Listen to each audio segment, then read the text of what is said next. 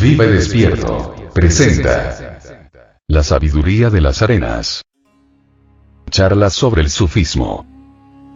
Capítulo 1. La historia de las arenas. Un arroyo, desde su nacimiento en las lejanas montañas, después de atravesar todo tipo de paisajes, alcanzó por fin las arenas del desierto. Igual que había cruzado todas las demás barreras, el arroyo trató también de cruzar esta, pero se encontró con que en cuanto se adentraba en la arena sus aguas desaparecían. Sin embargo, estaba convencido de que su destino era cruzar ese desierto, y de que a la vez no había manera de cruzarlo. Entonces una voz oculta, que salía del mismo desierto, le susurró: el viento cruza el desierto, e igualmente puede hacerlo el arroyo. El arroyo objetó que estaba arremetiendo contra la arena, pero que solo estaba siendo absorbido, que el viento podía volar y por ello podrá atravesar el desierto. Arremetiendo de tu manera habitual no podrás atravesarlo. Desaparecerás o te convertirás en una marisma. Debes dejar que el viento te lleve a tu destino. Pero ¿cómo puede suceder esto? Dejando que el viento te absorba. Esta idea no era aceptable para el arroyo. Nunca antes había sido absorbido. No quería perder su individualidad. Una vez que la hubiese perdido, ¿cómo iba a saber que podía volver a recuperarla? El viento, dijo la arena, cumple esa función.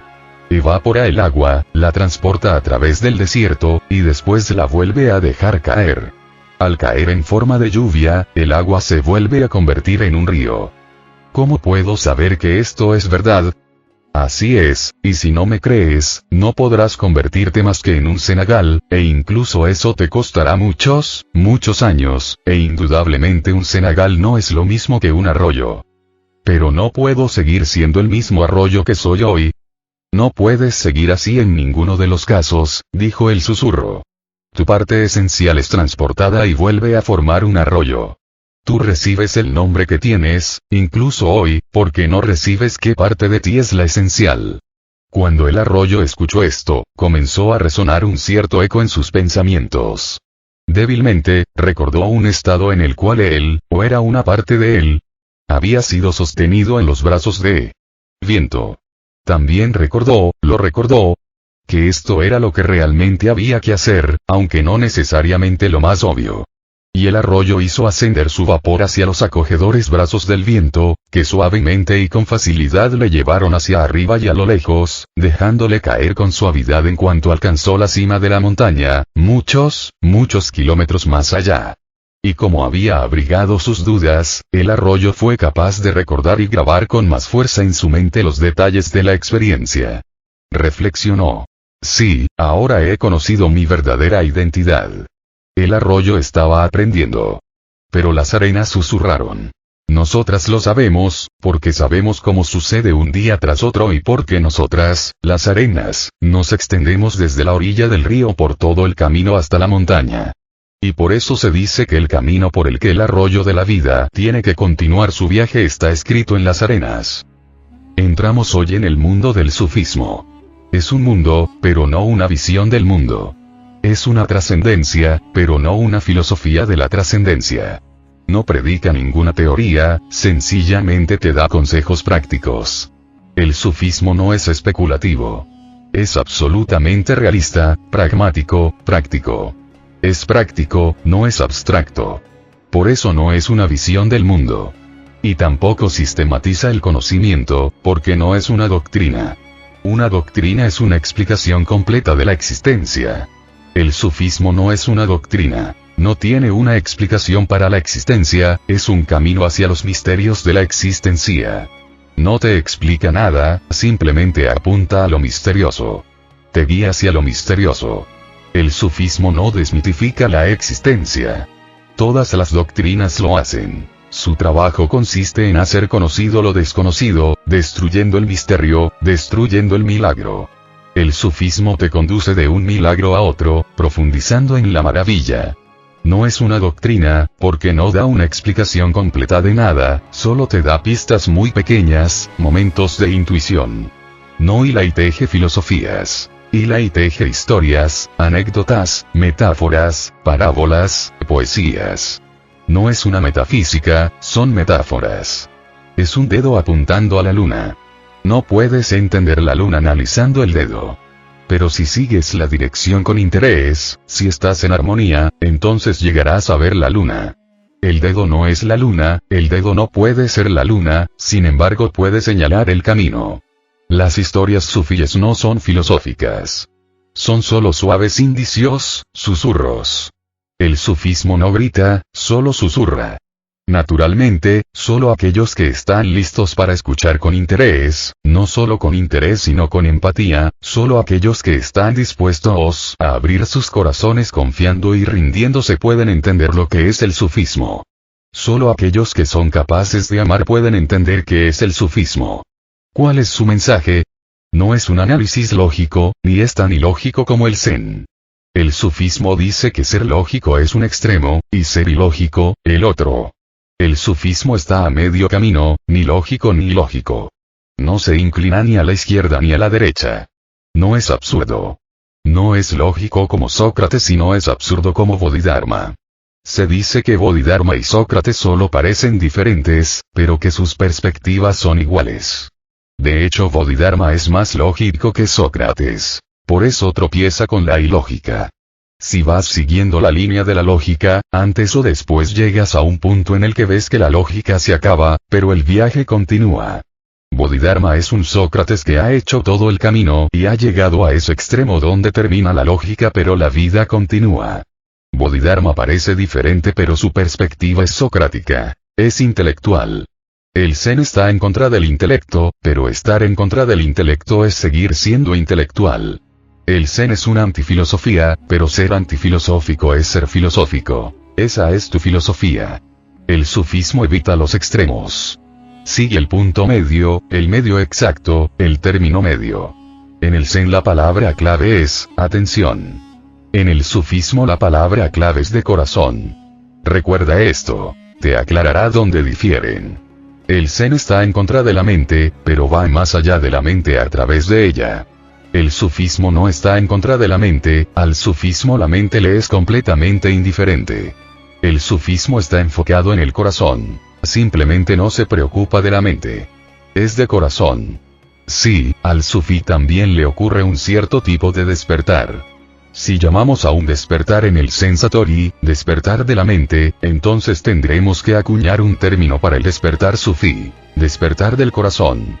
El camino del sufí es el camino del amante. El camino del Zen es el camino del guerrero, del samurái.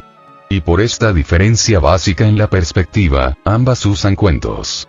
El Zen utiliza los cuentos y el sufismo también, pero sus cuentos tienen un sabor diferente, un tono diferente. El cuento Zen es absurdo, es un acertijo, y un acertijo que no puede ser resuelto. Puedes intentarlo, pero nunca serás capaz de resolverlo. Esa insolubilidad es intrínseca al cuento Zen. Tiene que ser absurdo porque es un truco para destruir tu mente, para hacer temblar tu mente. Es una espada, para matar tu mente. Casi te vuelve loco, porque parece que no tiene ninguna solución, y tienes que seguir meditando sobre la historia. Es un truco para meditar. La mente da muchas soluciones, pero todas ellas son rechazadas por el maestro. El discípulo llega, día tras día, con nuevas soluciones, y el maestro sigue gritándole. Esto es un disparate. Continúa buscando. A veces pasan meses, a veces años, y entonces llega el momento en que el discípulo ve que no hay solución. Y ten en cuenta, si simplemente crees que no hay solución, entonces no has entendido la cuestión. Te has dado cuenta de que no existe una solución. En ese estado de no solución, de no conclusión, se produce una trascendencia, un salto cuántico, ha sido más allá de la mente a través de la mente. El cuento Zen funciona como una espada que corta el nudo de la mente. El cuento sufí no es un acertijo, es una parábola. No es una conmoción, no es una espada. Es persuasión, es seducción. Es el camino del amante. Es suave, delicado y femenino. El Zen es muy masculino, el sufismo es femenino. La historia Zen te vuelve loco. A través de la creación de un estado enloquecido de la mente te ayuda a ir más allá. Te vuelve loco. La historia sufí te intoxica poco a poco, pero inevitablemente. En la historia sufí hay poesía, hay un ritmo. La historia sufí tiene que ser contemplada, no hay que meditar sobre ella como ocurre con la historia. La historia sufí tiene que ser embebida, saboreada como una taza de té, disfrutada en una actitud relajada. La historia zen tiene que ser penetrada con una mente muy concentrada, con una actitud muy tensa, con intensidad. Tienes que enfocar todas tus energías en la historia y olvidarte de todo el mundo. Solo existe ese cuento pequeño y absurdo. Y sabes que no tiene solución, y aún así tienes que poner toda tu energía en él. Y mientras tanto sabes que es absurdo, que no te va a conducir a ningún lado, pero el maestro te dice, reflexiona. Concéntrate. Presta atención. Fíjate en el acertijo del cuento. El cuento sufí tiene que ser escuchado simplemente como un cuento. Los sufíes son grandes contadores de cuentos. Beben té o café, se sientan juntos en un lugar agradable, cálido. Comienza el cuento, el maestro es quien lo cuenta. Y el cuento solo da vislumbres, pistas, pero muy potentes, muy penetrantes. Todo lo que se requiere por parte del discípulo es que escuche, no atentamente sino con interés, con un corazón abierto, sin ninguna tensión. Hay que disfrutar del cuento. Cuando lo disfrutas te revela sus misterios. Algunas cosas más antes de que empecemos a disfrutar del cuento. Te he dicho que el sufismo no es una visión del mundo. Es una visión, no una visión del mundo. Una visión del mundo significa que sigues siendo el mismo y empiezas a creer en una filosofía, en ciertas explicaciones acerca de la realidad. Sigues siendo el mismo, no has cambiado en absoluto. La visión del mundo te añade algún conocimiento. Te vuelves más erudito. Una visión te transforma. Una visión solo ocurre si eres transformado, si eres transportado a otras altitudes, a otras cumbres, a otras profundidades de la vida. El sufismo es una visión. De hecho, llamarlo sufismo no es correcto porque no es en absoluto unismo. Los sufíes no lo llaman sufismo. Este es un nombre dado por personas ajenas a él. Ellos llaman a su visión tasawuri, una visión de amor, un acercamiento amoroso a la realidad. Es enamorarse de la existencia. La persona que piensa acerca de la existencia es un poco antagonista porque hace de la existencia un problema, como si le estuviera desafiando y él tuviera que descifrarla. Tiene que descifrar el misterio, tiene que destruir el misterio. Él lucha. Los sufíes dicen, nosotros y la existencia somos uno. No hay necesidad de luchar. Si persuades, cooperas, invitas, amas, ofreces tu amistad, la existencia comienza a revelar sus misterios. No hace falta violarla. El método científico, el método filosófico, el método intelectual son violaciones. Es obligar a la existencia a descubrir su corazón. Es desnudar a la existencia por la fuerza y con violencia. La violencia puede darse a través de métodos científicos o lógicos, da igual, pero hay violencia. El filósofo ha adoptado un punto de vista como si la existencia no estuviera dispuesta a desvelar sus misterios. Hay que obligarla. Es una manera de aproximarse violenta. El sufismo dice que esto no es necesario, la existencia está esperando a que te acerques para poder descubrirte su corazón, para que te enamores de ella. Si estás profundamente enamorado de la existencia, esta comienza a abrirse, a desvelar sus secretos. Ha estado esperando mucho tiempo a que te acerques. No es necesario forzarla, no es necesario violarla. Puedes enamorarte. Una visión del mundo es una postura agresiva, una visión es una postura de amor. Te he dicho que el sufismo no es una doctrina, porque todas las doctrinas crean una esclavitud. Crean prisiones a tu alrededor. El sufismo es libertad. No crea ninguna doctrina a tu alrededor. No te dice que creas en una cierta doctrina. Habla de confianza, pero no habla de creencia. La confianza es algo totalmente diferente. Creer es creer en una teoría, en una filosofía, en una visión del mundo. Crees en el Islam, en el hinduismo, en el cristianismo. Pero cuando confías, confías en la vida. No crees en la vida, confías en la vida. Crees en las filosofías. La creencia es un pobre sustituto para la confianza. Y recuerda, la creencia, una vez más, viene de la cabeza, la confianza del corazón. Sus cualidades son diferentes, completamente diferentes, diametralmente opuestas. Nunca formes parte de un sistema de creencias. Nunca te conviertas en hindú, musulmán, jainista o budista. Cuando pasas a formar parte de un sistema de creencias, te estás convirtiendo en un esclavo. Si puedes encontrar un lugar, un espacio, donde no te impongan la creencia sino que apoyen la confianza, encuéntralo. Ese es el lugar correcto donde realmente puedes crecer, y crecer en libertad. No hay otro crecimiento. El crecimiento en libertad es el único que hay. Te he dicho que el sufismo no es una filosofía, pero tampoco es una antifilosofía. Simplemente no toma en cuenta ni filosofías ni antifilosofías. Las evita, es indiferente. Dice, ¿por qué preocuparse de las palabras cuando está disponible la realidad? Si puedes beber agua, ¿por qué preocuparte de las teorías acerca del agua? Si puedes ponerte bajo el sol y bailar con sus rayos, ¿por qué preocuparte de teorías? ¿Por qué no tener una experiencia auténtica? La filosofía da vueltas y vueltas, da rodeos. Nunca penetra en la esencia de la verdad. Piensa sobre la verdad, pero pensar sobre la verdad es falsificarla.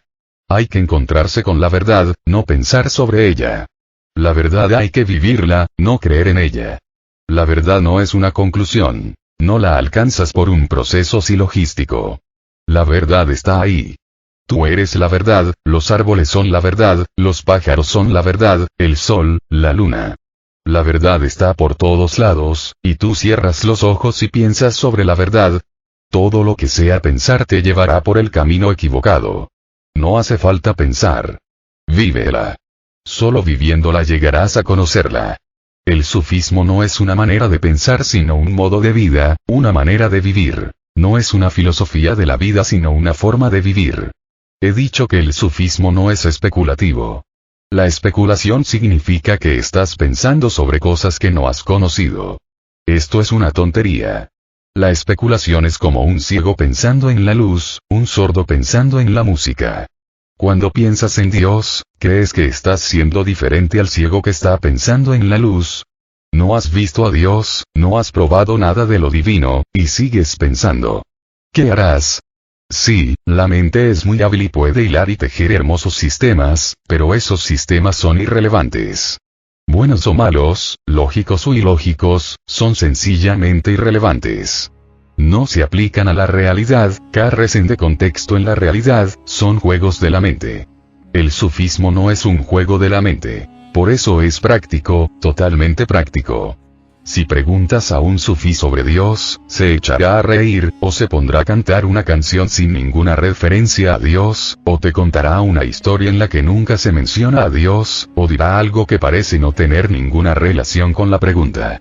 Simplemente te está diciendo, no seas tonto. Vamos a ser prácticos. Pregúntale sobre Dios y te hablará de la oración pero no de Dios. Un verdadero sufí evitará el tema de Dios. Hablará sobre la oración. La oración es algo práctico.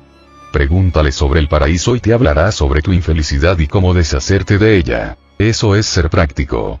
Porque el paraíso no está en ningún otro lado, cuando abandonas tus maneras desgraciadas, estás en el paraíso, o para ser más exactos, eres el paraíso. Los sufíes siempre hablan de técnicas, de métodos. Nunca hablan del qué, solo del cómo. Y en ese sentido son más científicos que cualquier científico. El sufismo te da un vislumbre de cómo debería ser la religión. No tiene sentido hablar sobre Dios. Fabrica la escalera que te lleva a Él. Es una completa pérdida de tiempo hablar del paraíso. Da métodos para que el paraíso pueda ser explorado en el interior de tu ser. Es un fenómeno interno, es tu espacio interno. Y lo mismo ocurre con el infierno. El sufismo no es ni siquiera una religión. Antes bien es una religiosidad. No tiene iglesia, no tiene libro. La Biblia, el Corán, los Vedas o el Dhamma. No tiene libro sagrado. No tiene una iglesia. El sufismo es una religiosidad que flota muy libremente. Cualquiera puede ser un sufí, un hindú, un cristiano, un musulmán. En cualquier parte, uno puede ser sufí. Es un método práctico para crear religiosidad. La gente piensa, ¿cómo pertenecer a una religión? El sufismo dice, eso es ridículo, estúpido. La única pregunta significativa puede ser, ¿cómo crear religiosidad? ¿Cómo transformar mi propia energía de modo que se vuelva religiosa? Si comienzas a pertenecer a una religión, solo obtendrás una etiqueta pero no serás religioso, y tu mundo espiritual no será nada más que una proyección de este mundo. Puedes ir y ver a la gente espiritual, y si los miras de cerca y los observas te sorprenderás. Su espiritualidad no es nada más que una proyección de su mundo. En su cielo están esperando tener los mismos placeres, por supuesto en términos más permanentes, más intensos, más vivos, pero los mismos placeres. En su infierno tienen miedo de los mismos dolores y de los mismos sufrimientos, más intensos y más permanentes. La diferencia está en la cantidad. El fuego del infierno será el mismo fuego que hay aquí, pero más intenso, más ardiente. Quema más, duele más, hiere más, pero será el mismo fuego. Y en el paraíso, habrá la misma comida, más deliciosa, más nutritiva, pero la diferencia está en la cantidad. Y la cantidad no es la diferencia real. La diferencia aparece solo cuando cambias de una visión cuantitativa a una cualitativa. Si empiezas a cambiar la cualidad de tu vida, esto es religiosidad. Una persona realmente religiosa no puede ser hindú, musulmana, cristiana. Simplemente es religiosa. Jesús no es cristiano, es religioso. Yo le llamo sufí. El Buda no es budista, es simplemente religioso. Yo le llamo sufí. Un sufí es una persona que ha indagado en lo esencial de cada religión y ha descartado todo lo que no es esencial. Te invito a esta bendición llamada sufismo, pero solo serás capaz de entrar si tienes un gran interés. Escucha con amor. Discutir no te servirá de nada. El sufismo no hace ningún esfuerzo para convencerte. Simplemente está disponible para todos los que están dispuestos a aceptarlo. Es una invitación abierta a todos y a cada uno, pero solo serán capaces de entrar en el mundo del sufismo aquellos que sean lo bastante valientes para no discutir. La afinidad debe ser los cimientos, la participación debe ser la base. Entra en armonía. Y recuerda, la discusión es una cobardía. Todos los cobardes discuten, todos ellos pueden discutir. Solo los valientes pueden dar el salto a lo desconocido, no se puede discutir sobre lo desconocido, obviamente. Por eso se le llama desconocido. Puedes discutir sobre lo conocido, puedes llegar a conclusiones sobre lo conocido a través del pensamiento, pero ¿cómo te las vas a arreglar con lo desconocido? El pensamiento solo te puede dar lo viejo, aquello que ya ha sido conocido y experimentado. El pensamiento no te puede dar algo que nunca ha sido experimentado y nunca ha sido conocido. Si permaneces demasiado obsesionado con el pensamiento te quedarás atascado. Lo desconocido no procede de tu pasado, lo desconocido procede del futuro. Lo desconocido no procede de tu memoria, de lo contrario, no sería desconocido. Lo desconocido penetra en tu memoria pero viene de un origen del que no sabemos nada, de un origen desconocido. Tu memoria tiene que hacerle sitio. A eso me estoy refiriendo cuando te digo escucha con afinidad, armonízate. No estoy haciendo aquí una proposición filosófica. Simplemente te voy a contar un cuento. Con un cuento no discutes. Con un cuento, simplemente escuchas como un niño. Disfrutas de sus matices, sus giros repentinos. Empiezas a entrar en su espíritu, lo que quiere contarte la historia, y tiene mucho que decirte. Y a medida que crece tu empatía, el cuento se irá revelando más profundamente. Confía, deja que la confianza sea tu actitud hacia el sufismo. Está disponible solo para aquellos que confían. Y recuerda de nuevo, solo los valientes pueden confiar. Los cobardes siempre se retraen ante lo desconocido.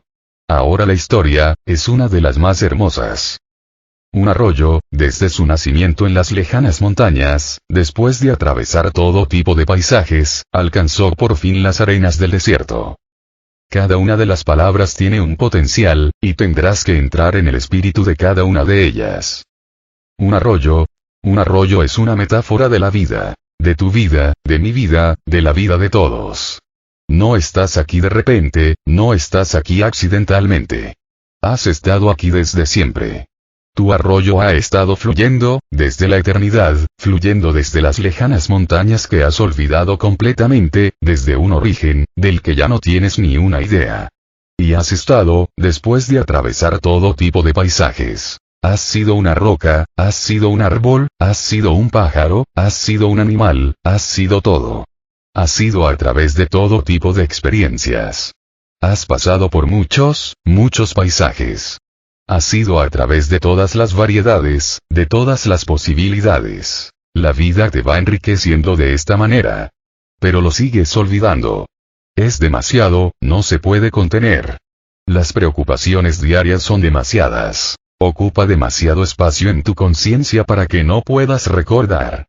Has olvidado la mayor parte de tus experiencias porque tienes una atención muy pequeña, y esa atención solo puede contener una cierta cantidad. Todos los días tienes que olvidar casi el 99% de lo que has experimentado. Ese 1% se almacena. Después de unos cuantos días ni siquiera ese 1% se almacena totalmente, una parte desaparece. Después de unos años todo se borra, solo permanecen los fragmentos esenciales. Si aumenta tu atención serás capaz de contener más. El Buda ha dicho que si tu mente es liberada de las preocupaciones diarias, podrás recordar tus vidas pasadas. Es verdad. Si relajas la atención que dedicas a lo mundano, la luz comenzará a iluminar el pasado. El Buda recordó y habló sobre sus vidas pasadas, miles de vidas. De la vida en la que fue un elefante y de la vida en la que fue un árbol, y así sucesivamente. Y también son tus vidas. Tú no estás aquí de repente, tienes una continuidad. Eres una continuidad. La conciencia es un arroyo. En Occidente, William James fue el primero en utilizar estas palabras. Arroyo de conciencia. Debió de recogerlas de alguna fuente sufí, no hay otra posibilidad, porque los sufíes siempre han estado hablando del arroyo de la conciencia, el arroyo de la vida. Es un fenómeno que está fluyendo de modo permanente. Está en movimiento, no es estático. Incluso cuando estás aquí no eres estático. Las cosas cambian momento a momento. El cuerpo es una corriente, la mente es una corriente, tu ser es una corriente. Ni siquiera eres el mismo en 2 momentos consecutivos. Por la mañana estabas muy feliz, muy confiado, por la tarde has empezado a dudar y desconfiar, y por la noche todo el mundo es escéptico, cínico y sarcástico. Por la mañana temprano todo el mundo parece devoto e inocente. A lo largo del día, mientras vas siendo engañado, empujado y estirado de un lado y del otro, empiezas a perder tu inocencia. Estás cambiando constantemente, en movimiento. Y si tratas de seguir siendo el mismo crearás tu infelicidad, porque entonces estarás luchando en contra de tu propia vida. El mensaje fluye, déjate llevar. El mensaje es, no nades contra la corriente. El mensaje se va con la corriente. Es tu vida. Y no tengas miedo, porque este arroyo ha estado fluyendo desde el pasado, durante siglos, no tienes que tener miedo, y este arroyo seguirá fluyendo en el futuro también a través de los siglos. De una eternidad a otra eternidad. Eres el tejido de este universo. No desaparecerás. Aunque desaparezcas muchas veces, permaneces. Lo esencial permanece. Solo lo no esencial vuelve a desaparecer, pero lo no esencial no eres tú. Un arroyo, desde su nacimiento en las lejanas montañas, después de atravesar todo tipo de paisajes, alcanzó por fin las arenas del desierto. 2 cosas más sobre esta frase: el origen está en las montañas, en las alturas. Eso es lo que todas las religiones del mundo han estado diciendo. Que el hombre es un descendiente de Dios, que el origen está arriba en las montañas, que el hombre ha descendido de lo alto. Por eso el cristianismo estaba tan en contra del concepto que tenía Darwin sobre la evolución, porque esa idea va en contra de todas las religiones. La teoría de la evolución predica que el hombre no procede de las montañas sino de los valles. Que el hombre ha ido evolucionando, ha ido ascendiendo. Y todas las religiones del mundo han estado enseñando exactamente lo contrario. Han estado diciendo que el hombre es un descendiente, que proviene de Dios. Y este asunto tiene que quedar claro. Si vienes de Dios, solo entonces puedes ir hacia Dios, y no de otra manera, porque el origen siempre es el objetivo. El círculo se completa, alcanzas ese punto del que provienes. Darwin inventó una filosofía muy extraña, una progresión lineal en la que tú sigues evolucionando, pero ¿dónde terminará esa evolución? Es como una línea, sigue y sigue. Comienza en algún lugar en los oscuros valles. ¿Dónde terminará? No puede terminar en ninguna parte. Es una línea que sigue y sigue. Es lineal. Siempre permanecerá incompleta, siempre permanecerá insatisfecha, nunca llegará a completarse. Las religiones cuentan una historia completamente diferente. Dicen que el hombre viene de Dios y que al final regresa de nuevo a Dios. Es un círculo, una realización, y en la realización está la satisfacción. Un arroyo, desde su nacimiento en las lejanas montañas, después de atravesar todo tipo de paisajes, alcanzó por fin las arenas del desierto. Por fin. Cada conciencia alcanza un punto que es un callejón sin salida, un punto que los sufíes denominan el desierto y que es donde sientes que estás desapareciendo, que te estás muriendo. El desierto es ese punto en el que te sientes completamente desesperado, sin significado, un momento en el que empiezas a considerar el suicidio, un punto en el que no puedes decidir qué hacer, qué no hacer, ser o no ser. Toda conciencia debe enfrentarse con el desierto antes o después, porque nunca serás realmente maduro sin pasar a través del desierto. Eso es parte del aprendizaje de todo espíritu. De hecho, cuando empiezas a enfrentarte con el desierto, empiezas a pensar en la religión. Cuando las cosas van bien, ¿a quién le preocupa la religión? ¿Quién contempla? ¿Quién medita? ¿Quién reza? Cuando las cosas no van bien comienzas a pensar que hay algo en ti básicamente equivocado. Es un fenómeno curioso. Siempre que una persona tiene todo lo que necesita se encuentra con el desierto. La sociedad opulenta se encuentra con el desierto. La sociedad pobre todavía está muy alejada de él. La opulencia te aproxima al desierto, porque tienes todo lo que esperabas. Tienes la mujer que querrías, la casa, el dinero, el prestigio, el poder. Tienes todo lo que siempre soñaste, ahora no hay nada más para soñar. Ha llegado el desierto. Ahora de repente empiezas a sentir una especie de insomnio. Ni siquiera puedes dormir, el desierto te rodea. ¿Cómo trascender este desierto, el desierto de la falta de sentido, el desierto de la angustia, el desierto del absurdo? Igual que había cruzado todas las demás barreras, el arroyo trató también de cruzar esta. Naturalmente. Siempre reaccionamos a partir de nuestro pasado. Hasta ahora siempre ha funcionado, por eso pensamos que va a funcionar en todas las situaciones, pero un día surge una situación en la que tu pasado es simplemente inaplicable, no funciona. Esa es la verdadera crisis, y también, la verdadera oportunidad. La palabra china para crisis, no tienen palabras, tienen imágenes, el ideograma chino para crisis es hermoso. Consiste en dos pequeñas imágenes, dos pequeños ideogramas. Uno quiere decir peligro, el otro quiere decir oportunidad. Crisis es peligro y oportunidad. Depende de ti. Si continúas reaccionando basándote en el pasado te suicidarás. Es peligroso. Si tienes inteligencia para ver que el problema es nuevo y que la respuesta tiene que ser nueva, las viejas respuestas no valdrán, entonces es una gran oportunidad. Pasando a través del desierto alcanzarás una enorme madurez y una gran integración. Y recuerda, así es como sucede cada vez. Precisamente la otra noche una hermosa mujer tomó sannyas. Tenía miedo. Su miedo era significativo. En el pasado no había podido mantener una promesa, la promesa del matrimonio, por eso tenía miedo de no ser capaz de mantener su promesa como sannyasin.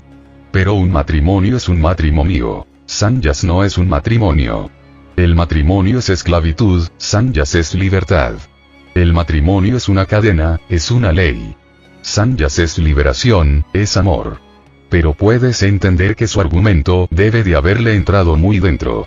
Quería hacerse sannyasin, una mujer sincera, pero tenía miedo de no ser capaz de mantener su promesa, porque con anterioridad había fracasado. No había podido mantener la promesa que le había dado a su marido. Siempre pensamos basándonos en el pasado. Así es como reacciona todo el mundo. Este es el significado de la palabra reacción. Esta es la diferencia entre reacción y respuesta. Respuesta significa que la situación es tan nueva que no puedes obtener ninguna respuesta desde el pasado. Al darte cuenta de esto respondes a la situación. Vas con la situación, no piensas en el pasado. Si estás pensando en el pasado y si metes en ello tu pasado, destruirás la oportunidad de crecimiento y seguirás comportándote dentro del viejo patrón, la vieja rutina. Esto es lo que sucede. Has sido cristiano, has sido hindú, ahora te da miedo ser sannyasin. ¿Crees que esto también es otra iglesia? No lo es. ¿Crees que esto es de nuevo una organización? No lo es. ¿Crees que esto es volverse de nuevo parte de un sistema de creencias? No lo es. Estás confrontando algo absolutamente nuevo, pero naturalmente reaccionas basándote en el pasado. Piensas, yo era cristiano, ¿qué sentido tiene ahora hacerme sannyasin? Sucede todos los días. Un monje budista vino y me dijo, estoy harto de ser monje, por eso no me quiero hacer sannyasin. Le dije, pero esto no es ser un monje. Mis sannyasins no son monjes. La palabra monje significa alguien que vive solo, en soledad. Monasterio viene de la misma palabra, monje, una persona que renuncia al mundo y vive sola. Monopolio viene de la misma palabra, y monogamia también. Todas significan lo mismo, un marido y una esposa, monogamia. Monopolio significa que una persona tiene todo el poder sobre el asunto. Mis sannyasins no son monjes, son no monjes. Mis sannyasins no son monjas. Yo no destrozo a la gente. Una monja es, una ruina de mujer. Un monje es la caricatura de un hombre. Yo realzo su humanidad, realzo su vida y realzo su amor. Pero naturalmente cuando llega un monje budista o cuando llega un monje católico piensan, ¿qué sentido tiene esto? Precisamente hace unos días estuvo aquí un monje católico. Después de estar en un monasterio católico durante 12, 13 años, consiguió escaparse. Ahora tenía miedo. Me dijo, ahora tengo mucho miedo. Oso, te tengo miedo, porque me atraes tanto que tengo miedo de hacerme tu sannyasin. Y justo ahora me acabo de escapar, y no quiero volver a entrar en otro sistema. Es natural, lo podemos entender, pero lo natural no es necesariamente cierto. Existen situaciones en las que te estás enfrentando a algo muy nuevo, algo a lo que nunca te has enfrentado antes, pero tus ojos están llenos de pasado. Ellos interpretan de forma antigua y podrida. Igual que había cruzado todas las demás barreras, atravesó montañas, atravesó llanuras, atravesó valles. El arroyo había atravesado muchas cosas. Viniendo de las altas montañas, de algún lugar desconocido, había viajado mucho, había hecho un gran peregrinaje. Había tenido muchas experiencias atravesando las duras rocas. Siempre había salido victorioso. Ahora toda esa experiencia se había convertido en un obstáculo. El arroyo trató también de cruzarlo, este desierto, pero se encontró con que en cuanto se adentraba en la arena sus aguas desaparecían. Era una situación nueva. La inteligencia consiste en que, al ver el hecho de que la situación es nueva, nunca intentes lo viejo. Cuando la situación es nueva, sé nuevo. Ten inventiva. Deja caer el pasado. Mira con nuevos ojos. Deja que tu conciencia responda a lo nuevo. Refléjalo. Y no tengas miedo a los errores y a las equivocaciones, porque en una situación nueva el único error que es imperdonable es el error de usar algo que fue práctico en otra ocasión, el único error imperdonable. Todos los demás errores y equivocaciones son perfectos, están bien. Aprenderás algo a través de ellos. Sin embargo, estaba convencido de que su destino era cruzar ese desierto, y de que a la vez no había manera de cruzarlo. Los sufíes usan la palabra convicción de una manera muy extraña. Si dices, soy un cristiano convencido, o soy un hindú convencido, ese no es el significado, no el significado sufí. Los sufíes dicen que la convicción solo quiere decir aquello que surge de tu ser más intrínseco, no del exterior. Por ejemplo, todo el mundo busca la felicidad. Eso es una convicción. Es natural. Nadie te ha dicho que busques y persigas la felicidad, es algo intrínseco en ti. Todo el mundo la está buscando y persiguiendo. Nadie te ha dicho que la felicidad sea posible. De hecho, muchos filósofos están diciendo que la felicidad no es posible. Freud lo dice, Nietzsche también. Nunca ha sucedido y no puede suceder por la misma naturaleza de las cosas. Es imposible. Pero de todas formas, ¿a quién le importa Nietzsche y Freud? La gente sigue buscando. Hasta Nietzsche siguió buscando, y también Freud.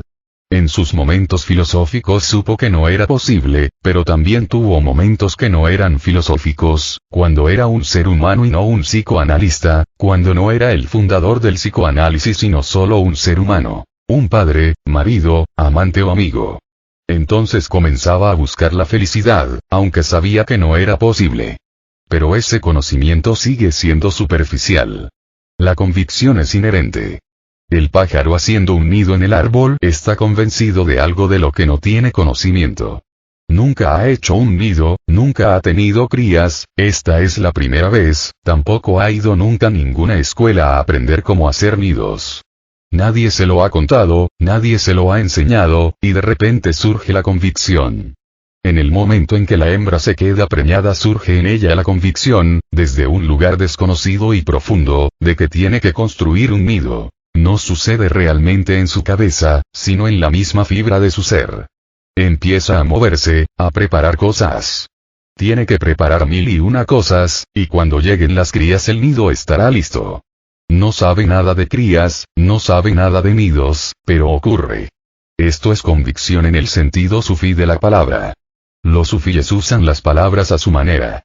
Giran el lenguaje, le dan la vuelta. Lo hacen encajar en su propia visión. Y siento que usan la palabra convicción exactamente en la forma que debe ser. Sin embargo, estaba convencido de que, en contra de todo el conocimiento, en contra de toda la experiencia, el arroyo estaba viendo cómo desaparecía en el desierto, pero a pesar de todo tenía la convicción de que su destino era cruzarlo. ¿No tienes tú esa misma convicción? ¿No estás convencido, a pesar de todo? ¿No tienes la convicción en el fondo de tu ser de que la tierra no es tu casa, de que tienes que encontrar tu casa, de que aquí, de alguna manera, eres extranjero, de que el amor que estás viviendo es de alguna manera superficial, tu destino es mucho más que esto, de que la vida que estás viviendo no es la vida que se supone debías vivir? Esta convicción existe. Por eso la búsqueda, por eso la aventura, por eso uno sigue buscando aquí y allí, en esta dirección y en aquella.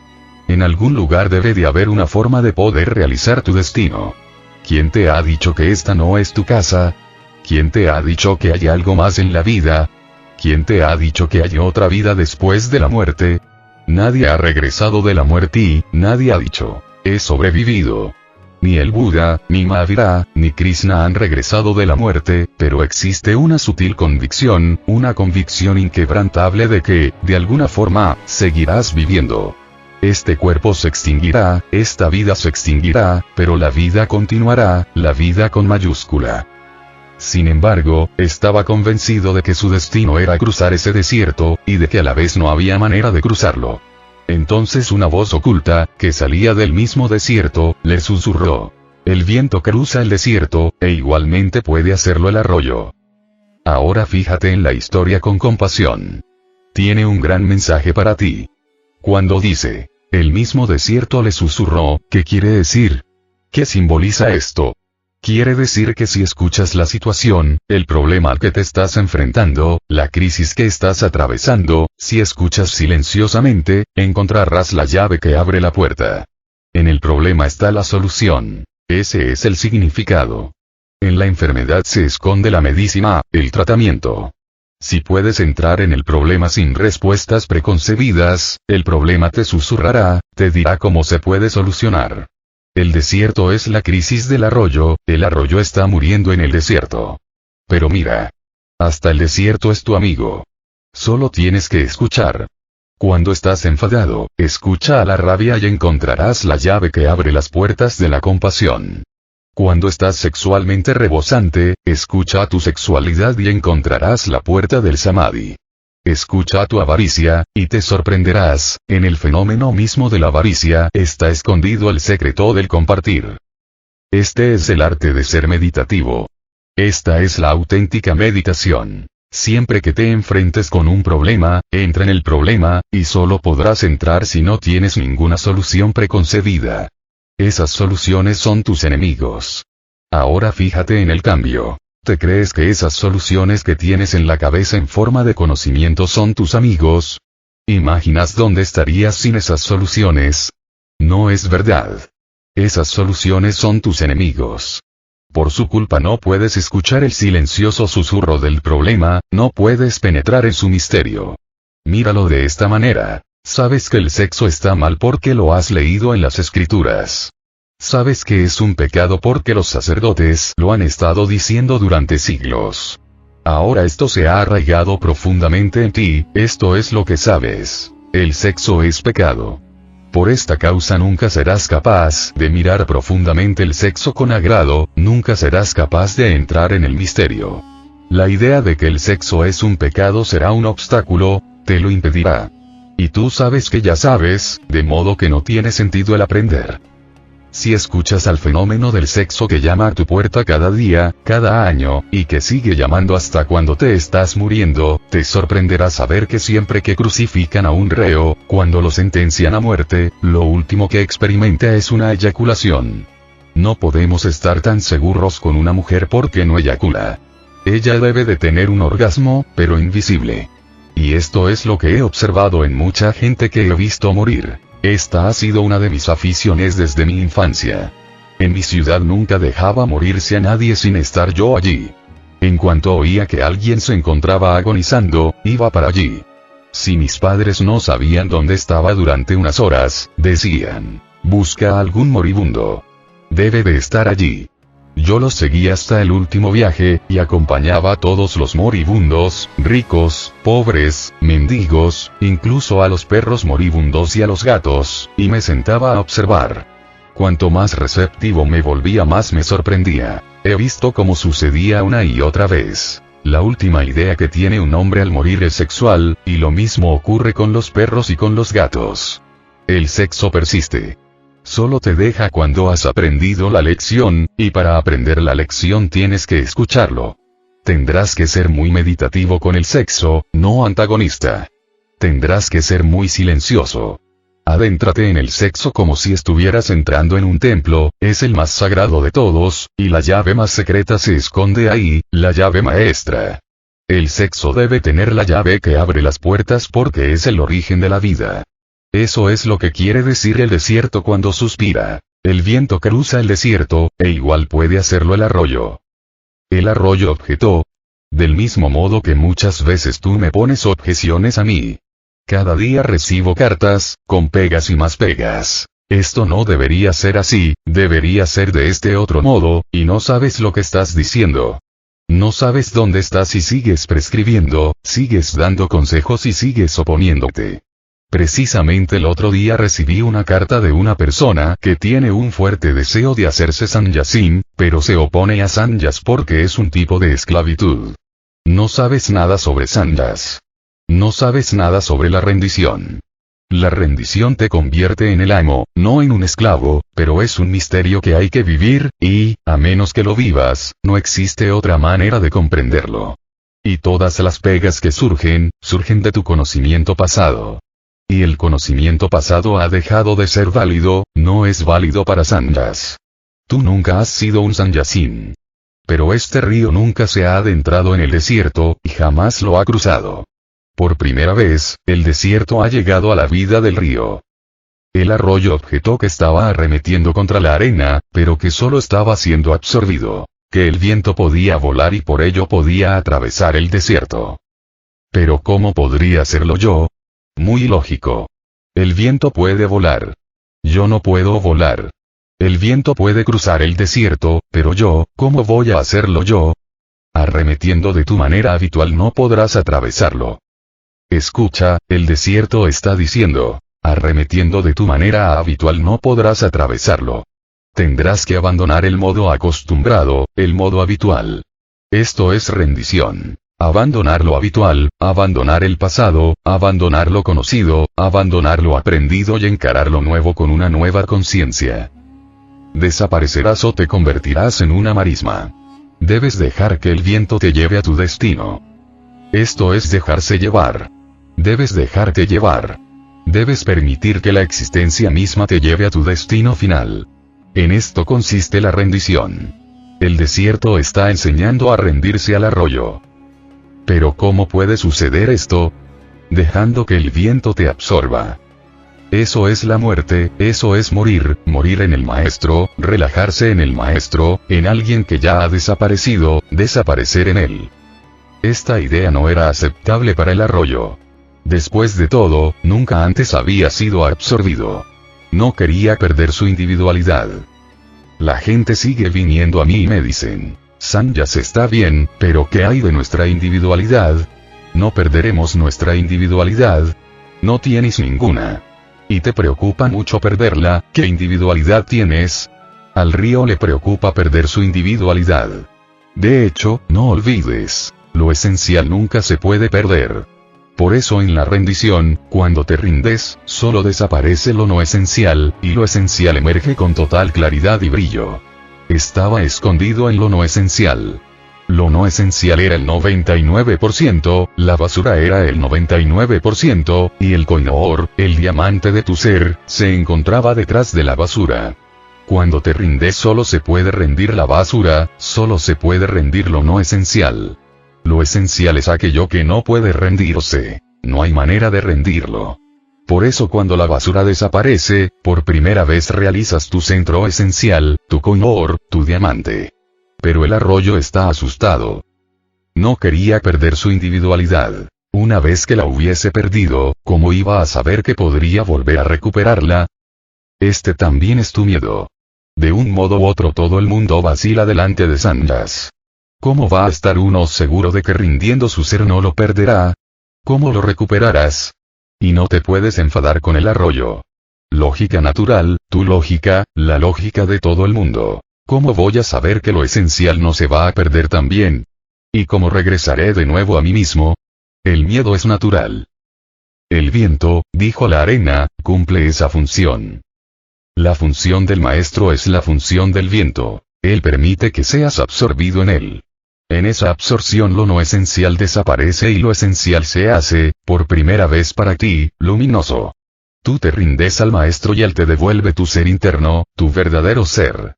Solo se lleva lo que no eres. Solo se lleva lo que nunca tuviste, y te devuelve lo que siempre has tenido contigo, pero de lo que nunca fuiste consciente. Te da lo que eres y se lleva lo que no eres. El viento, dijo la arena, cumple esa función. Evapora el agua, la transporta a través del desierto, y después la vuelve a dejar caer. Al caer en forma de lluvia, el agua se vuelve a convertir en un río. ¿Cómo puedo saber que esto es verdad? Todo buscador lo pregunta, un día u otro. ¿Cómo puedo saber que esto es verdad? Quizás sea solo un mito, un cuento, una creencia para explotar los arroyos. Quizás sea un engaño, un fraude, o un truco sutil para engañar, quizás sea una estrategia. ¿Cómo puedo saber que esto es verdad? El río quiere convencerse lógicamente. Quiere una prueba, ver por anticipado lo que va a suceder. Así es, y si no me crees, no podrás convertirte más que en un cenagal, e incluso eso te costará muchos, muchos años. E indudablemente un cenagal no es lo mismo que un arroyo. El desierto dice, es así. No hay manera de demostrarlo. No hay manera de verlo por anticipado. Uno solo lo conoce metiéndose en ello. La gente viene y me pregunta, ¿qué es Sannyas? Y siempre me quedo sin palabras para explicárselo. ¿Qué les voy a decir? Todo lo que puedo decirles es, hazte Sannyasín y entérate de lo que es. Es una experiencia, un sabor, solo se conoce probándolo. Pero son personas muy lógicas, muy racionales. Y me dicen, está bien, pero ¿cuál es la prueba de que una vez que entremos? Y si no sucede nada, si no sabe a nada, no hay disfrute. Necesitamos alguna garantía, nos hace falta alguna prueba. Y si no hay pruebas, por lo menos hay algo que tiene que estar garantizado, que podamos regresar de nuevo a lo que éramos antes. Disolverse es entrar en la inseguridad, es adentrarse en algo parecido a una noche oscura. Es arriesgado. Pero no hay manera de conocer cosas del más allá. La única forma es meterse en ellas, ser ellas. Y hay algo seguro, dice el desierto, no te puedo dar ninguna prueba, solo te puedo decir que es así, lo he visto suceder una y otra vez. Pero si no confías en mí, no podrás convertirte más que en un cenagal. Por eso puedes escoger, o bien te conviertes en un cenagal, o asumes el riesgo y desapareces en el viento. Incluso si decides convertirte en un cenagal, nunca volverás a ser un arroyo. De cualquier forma el arroyo va a desaparecer. Puedes desaparecer de forma cobarde y te convertirás en un cenagal, o puedes desaparecer dando un salto cuántico, con mucha valentía. Hay una posibilidad. Si confías quizás puedas ser de nuevo, de una forma diferente, en un plano diferente. Cuando el discípulo desaparece en el maestro, desaparece en un plano muy inferior y renace en un plano superior. Muere como algo tosco y nace como algo sutil. Muere como cuerpo y nace como espíritu. Muere como circunferencia y nace como centro. Pero la decisión es tuya. Te puedes convertir en un cenagal. Pero recuerda, de esa forma el río también desaparece. Pero no puedo seguir siendo el mismo arroyo que soy hoy. El arroyo hace una pregunta muy irrelevante. ¿Son estas las únicas alternativas, convertirme en un cenagal y perder mi individualidad, o desaparecer en los vientos y arriesgarme emprendiendo un viaje desconocido, sin saber a dónde voy a ir a parar o si regresaré otra vez a la tierra? ¿Son estas dos las únicas alternativas? ¿No existe una tercera? Pero no puedo seguir siendo el mismo arroyo que soy hoy. Eso es lo que piensas tú también. Pero no puedes seguir siendo el mismo. La vida se está moviendo, y no hay forma de volver atrás, ni forma de detener el movimiento. Un gran científico, Eddington, ha dicho que la palabra descanso es una palabra vacía, porque en la vida no hay una situación que se corresponda con ella. Todo se está moviendo, nada está descansando. Las estrellas se mueven, la tierra se mueve, el sol se mueve, la vida se mueve, el árbol se mueve, todo está en movimiento. Nunca, ni en un solo momento, hay descanso. Incluso cuando estás dormido y dices estoy descansando, no es cierto. Todo se está moviendo. Después de 8 horas serás 8 horas más viejo. Incluso durante tu sueño profundo se suceden los sueños, tu conciencia se está moviendo, tu cuerpo está cambiando, tu mente está cambiando. Todo es movimiento, la vida es movimiento, de modo que no hay forma de seguir siendo el mismo. No puedes seguir así en ninguno de los casos, dijo el susurro. Tu parte esencial es transportada y vuelve a formar un arroyo. Tú recibes el nombre que tienes, incluso hoy, porque no sabes qué parte de ti es la esencial. Para conocer lo esencial, la única forma es renunciar a lo no esencial, descartar lo no esencial. Reconocer lo falso como falso es la única forma de conocer qué es la verdad. Cuando el arroyo escuchó esto, comenzó a resonar un cierto eco en sus pensamientos. Sí, era verdad. El arroyo lo podía ver. El arroyo no era humano. Los seres humanos están muy ciegos. Ni los arroyos son tan ciegos. Los seres humanos son muy estúpidos, intransigentes y testarudos. El arroyo podía ver el sentido. Sí, no puedo seguir siendo el mismo. Nunca he sido el mismo ni siquiera en 2 momentos consecutivos, las cosas siempre están cambiando. Es verdad. He sido un cambio constante. Excepto los cambios, todo cambia. Es verdad. El arroyo pudo entenderlo. Y pudo ver las 2 alternativas. Una es convertirse en un cenagal, un sucio cenagal, y perderse en el desierto para siempre. La otra es arriesgarse, desaparecer en el viento, evaporarse y confiar, y ver qué pasa. No vas a perder de ninguna forma. No puedes seguir siendo el mismo, de modo que eso ha dejado de ser una alternativa. Ahora la única alternativa es convertirse en un cobarde cenagal o volverse un valeroso salto cuántico. La gente que se queda dudando se convierte en cenagales. Solo la gente que alcanza la confianza conoce la realidad. En el momento en que el arroyo se hace consciente del mensaje del susurro, un cierto eco comienza a resonar en sus pensamientos. Eso es lo que te está sucediendo a ti también. Escuchándome, siempre que surge en ti un momento de confianza, un cierto eco, algo de tu propio inconsciente empieza a emerger. Débilmente, recordó un estado en el cual él, o era una parte de él, había sido sostenido en los brazos del viento. Si me escuchas, si participas de mi ser, un cierto eco comenzará a resonar en ti. Sí, en algún lugar, en algún momento, fuiste parte de la existencia.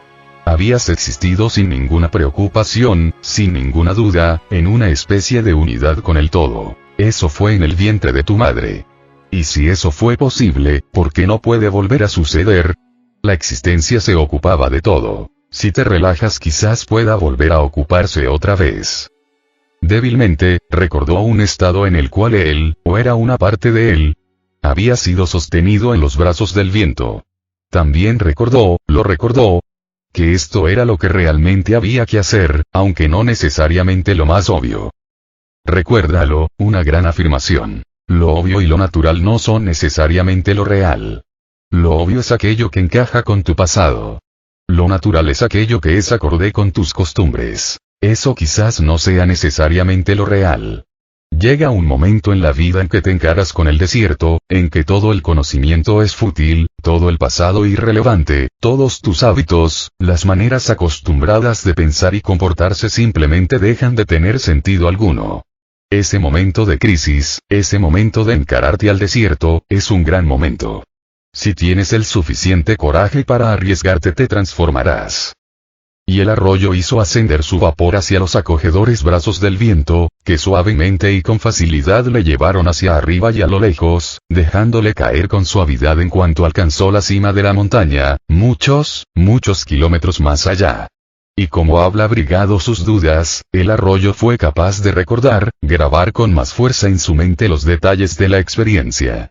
Reflexionó. Sí, ahora he conocido mi verdadera identidad. El arroyo asumió el riesgo. Esa era la única alternativa inteligente. Si lo ves claro, no hay elección. Si lo ves claro, tendrás que hacer aquello que es real. La elección solo existe en una mente confusa. Te sorprenderás al saber que una mente de claridad transparente no tiene elección. No hay alternativas. ¿Qué alternativas puede haber? O bien algo es correcto, o es equivocado. Cuando eres claro, cuando tienes claridad y percepción, sencillamente ves lo correcto y haces lo correcto. No empiezas a pensar si estás haciendo lo correcto o lo equivocado. No queda ninguna alternativa. Las alternativas solo aparecen en una mente confusa, la confusión produce la elección. La mente confusa no puede ver lo que es correcto y lo que es equivocado. Quizás esto es lo correcto, quizás eso es lo correcto, quizás esto es lo equivocado, quizás eso es lo equivocado. Todos son quizás, tal vez. De ahí la elección. Muchas veces la gente me pregunta, ¿qué es pecado y qué es virtud? ¿Y cómo decidirlo? Si tomas una decisión será equivocada. Si escoges te equivocarás. Toda elección es una equivocación. No hay forma de decidir. No hay necesidad de decidir qué es pecado y qué es virtud. Solo necesitas una mente transparente, una claridad, una mente sin pensamientos, una no mente, una conciencia como un espejo. En una conciencia así, pase lo que pase es virtud. En una conciencia así, todo lo que no pueda pasar es pecado. Y el arroyo hizo ascender su vapor hacia los acogedores brazos del viento. El arroyo pudo ver claramente que es el único camino posible, no hay alternativa. No puedo ser el mismo, y convertirme en un cenagal es igual que ir al infierno. Por eso, ¿por qué no arriesgarme? ¿Por qué no jugármela? Y el arroyo se la jugó, se convirtió en vapor, desapareció en los vientos. Hacia los acogedores brazos del viento, siempre te están esperando. La existencia está siempre dispuesta a abrazarte. Solo que tú sigues corriendo, sigues escapándote. Que suavemente y con facilidad le llevaron hacia arriba y a lo lejos. El universo es siempre amoroso, siempre dispuesto a ofrecerte su amistad. Para él eres un niño. Es muy suave, te cuida con mucha delicadeza.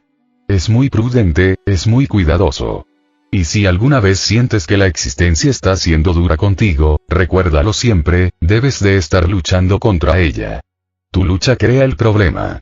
De otra forma la existencia siempre es agraciada, es siempre maternal. Que suavemente y con facilidad le llevaron hacia arriba y a lo lejos, dejándole caer con suavidad en cuanto alcanzó la cima de la montaña, muchos kilómetros más allá. Y como había abrigado sus dudas, el arroyo fue capaz de recordar y grabar con más fuerza en su mente los detalles de la experiencia. Reflexionó. Sí, ahora he conocido mi verdadera identidad. La identidad que tienes ahora mismo no es tu verdadera identidad. Es falsa. Tu nombre es falso, tu forma es falsa. Tú no eres ni el nombre ni la forma, lo que los indios llaman Namarup. Eres algo más allá de ambas. Pero no sabes quién eres. Eso solo es posible si te rindes. Rendición quiere decir rendir la falsa personalidad. Por eso en Sanyas se te cambia el nombre, se cambian tus ropas. Eso es solo un símbolo para decir que has dejado de formar parte del pasado, que tu nombre desaparece, de modo que todo lo que estaba conectado con ese nombre desaparece. Que cambias tu ropa. Empiezas a pensar de forma nueva acerca de tu ser. Reflexionó. Sí, ahora he conocido mi verdadera identidad. El arroyo estaba aprendiendo. Pero las arenas susurraron. Nosotras lo sabemos, porque vemos cómo sucede un día tras otro y porque nosotras, las arenas, nos extendemos desde la orilla del río por todo el camino hasta la montaña. Y por eso se dice que el camino por el que el arroyo de la vida tiene que continuar su viaje está escrito en las arenas. Escucha la sabiduría de las arenas. Esta historia tiene un valor inmenso. Si permites que caiga en tu corazón como una semilla, pronto se convertirá en un gran árbol. Y cuando llegue el momento tendrás magníficas flores y una extraordinaria fragancia. Esta es la historia de Sanyas. Esto es lo que estoy haciendo aquí. Eso es lo que está sucediendo aquí. Por hoy es suficiente. Video creado por Vive Despierto.